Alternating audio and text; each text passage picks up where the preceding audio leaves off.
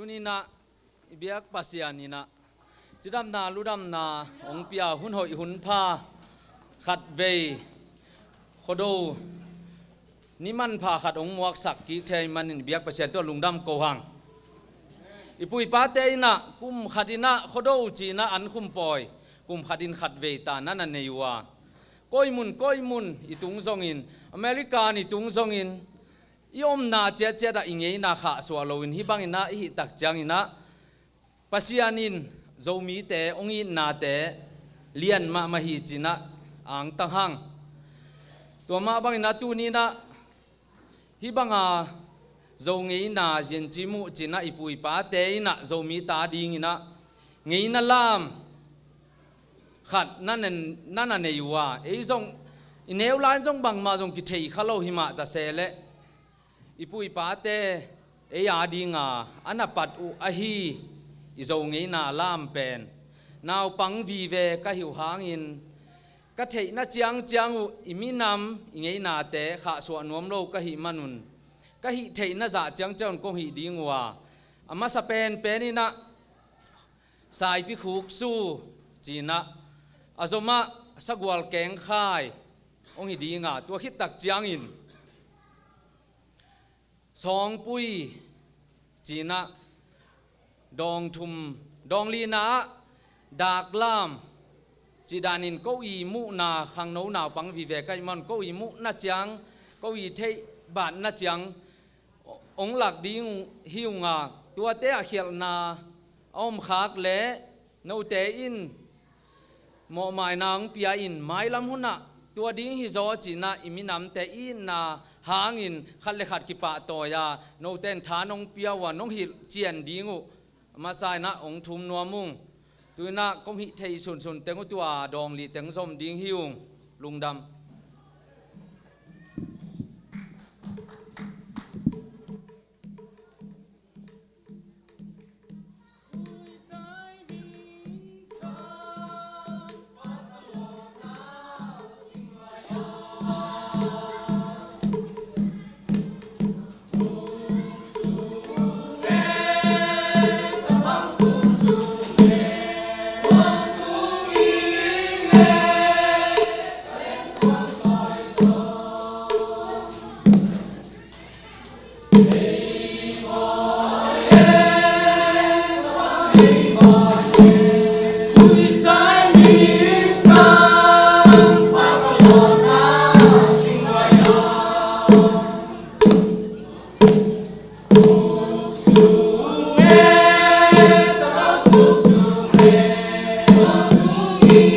Yeah.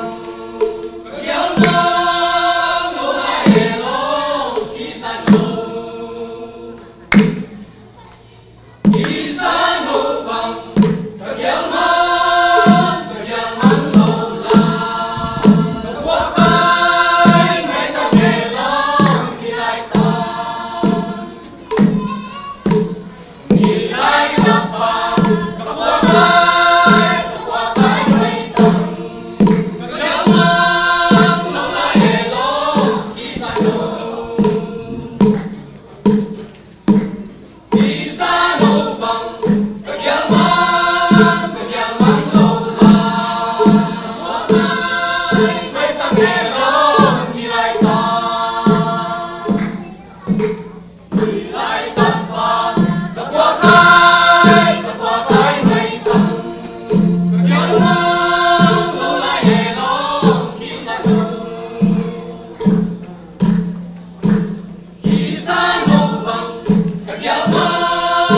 để không bỏ lỡ